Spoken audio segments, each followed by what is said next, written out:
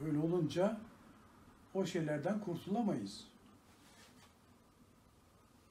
Halbuki kendimizi o korkuların içinde bulup da o korkularla yüzleşip o korkuların sebebin neyse onu yaşayıp da onu kafamızda, düşüncemizde silersek ondan sonra ne korku kalır, ne rahatsızlık kalır.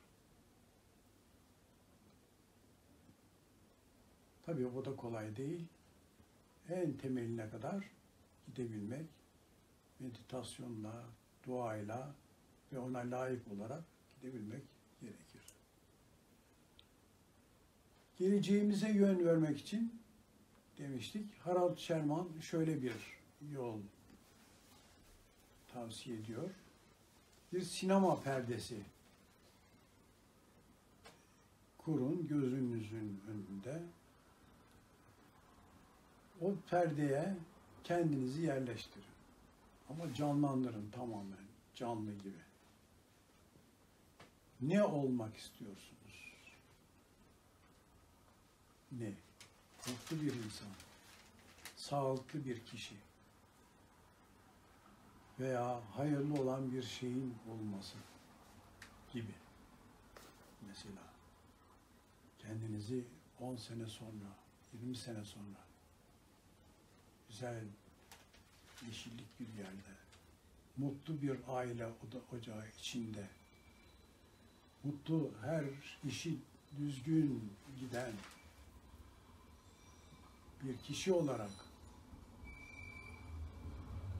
varsa aileyle, çolukla, çocukla, yani en güzel şekilde orada canlandırırsanız ve onu yaşarsanız kendinizi o ana kodlamış olursunuz. Bu noktadan, bu zaman diliminden, o zaman dilimine göre doğru bir kodlama yapmış ve bir yol açmış olursunuz. Zaman yolu. Ondan sonra o zaman yolu ne kadar kuvvetli olursa o kadar kuvvetli bir şekilde sizi o anda olacak şeye doğru çeker, yönlendirir ve gidebilirsiniz. Başka bir şey olmak istersiniz mesela. Mesela zengin olmak. O şekilde canlandırabilirsiniz.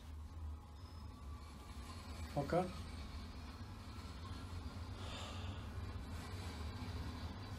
dikkat edilecek bir nokta daha var tabii. O istediğiniz şey hakikaten sizin için hayırlı mı, değil mi? Ona göre istemek gerekir. Mesela zengin olmayı istediniz, çok zengin. Hakikaten de canlandırdınız. Ondan sonra bütün hayatınız onun üzerine olur. Belki mutluluk diye bir şey kalmayacak o zaman. Bir sürü milyarder olan kişi, piyangodan para çıkmışları şey yaparız, görürüz. Duyarız veyahut da gazetelerde. Ne yaparlar? Önce giderler, eşlerini boşarlar. Sonra tutarlar, bilmem nerelerden şey alırlar. Böyle çok zengin evler, mevler vesaire. Ondan sonra arabalar, şunlar, bunlar filan onu eritmeye çalışırlar. Har vurup harman savurur derler ya, o şekilde harcarlar. İlk andan daha fakir hale gelip de o şekilde hayatını devam ettiren insanlar da var. Ona da dikkat etmek lazım ve hayırlısını istemek lazım. İstenilen bu şeyi de hayırlı olarak istemekte fayda var.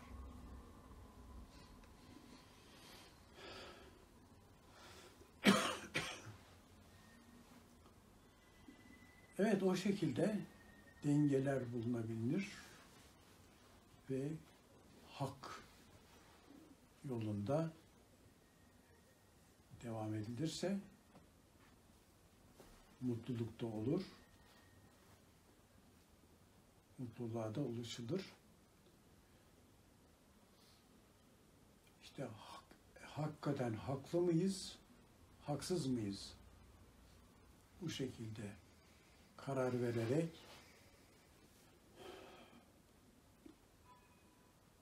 başkalarını suçlayacaksak önce kendimizi suçlamamız, daha doğrusu gerçekten suçlamamız gerekiyor mu, gerekmiyor mu?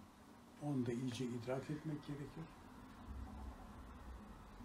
Yapamadığımız şeylerden dolayı, kötülüklerden bilhassa dolayı kendimizi suçlama durumu olursa ondan vazgeçmek, kendimizi affetmek,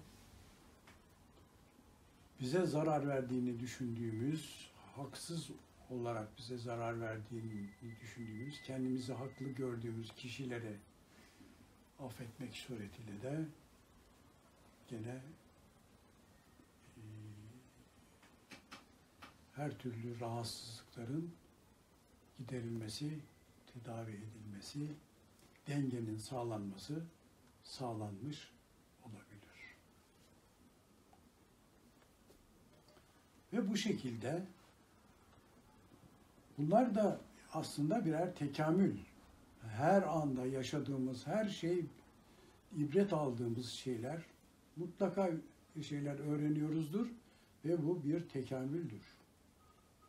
Sonsuzdan gelip sonsuza gittiğimize göre bu dünyamızdaki, bu alemde yaşadığımız her an bizim tekamülümüze yardım etmektedir.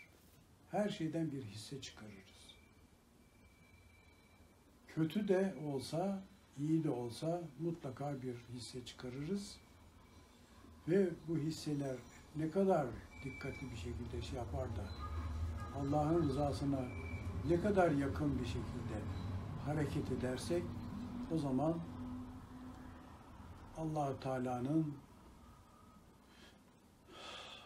ben sizin Rabbinizim değil mi hitabına mazhar olmak ve ona ulaşmak için tekamülümüzü o kadar geliştirmiş olabiliriz. Ama hayalde de gösterdiği gibi her zerre Allah'a ulaşmak için çalışmakta. Her zerre ona ulaşmaya çalışmakta, her an tekamül etmekte. Şöyle bir şey daha var, onu hep gözden kaçırırız.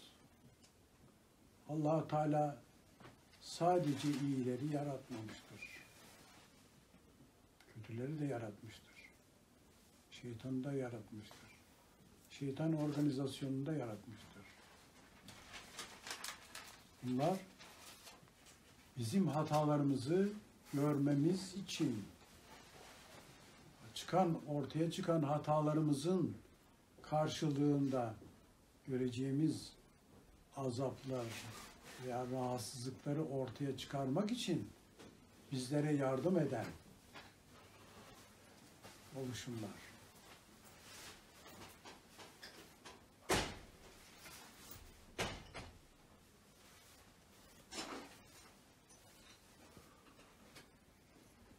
Onların da varlığını kabul edip rahatsız yapacağımız hatalardan dolayı bize bir şeylerin gelebileceğini düşünüp kabul edip ona göre davranmamızda da fayda var.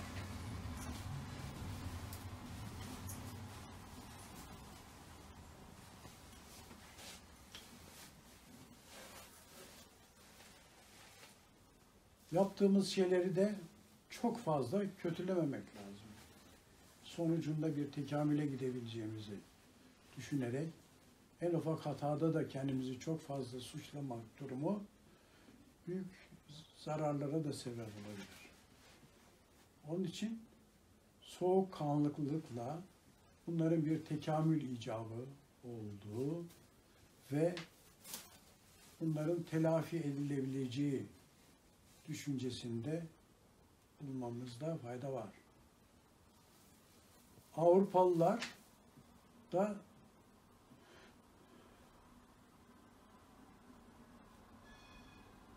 intihar vakaları çok diye söyleniyor. Niye? Bazıları diyor, hayatta yapılabilecek her şeyi yaptım, her şeyin tadına vardım, bir de bakalım ölümün tadına varayım diye intihar edenler var. Veyahut da çok fazla hata, kusur işlediğini zannedip veyahut da küçük bir hatayı büyütüp de artık bu affedilmez, ben bu hatayla öleceğim, nasıl olsa öleceğim, bir an evvel öleyim diye, bu ızdıraptan kurtulayım diye intihar edenler olabiliyor pek çok şekilde. Fakat bilmiyorlar ki Allah'ın affedici sıfatı var. Her türlü hatayı, kusuru affeder. Affü sıfatı var. Affedici. Onun için Allah-u Teala'nın affediciliğine sığınaraktan ve kendimizin hatalarımızı kabul ederek ondan istiğfarla özür dilemek, Allah'ın affedici olduğunu kabul etmek.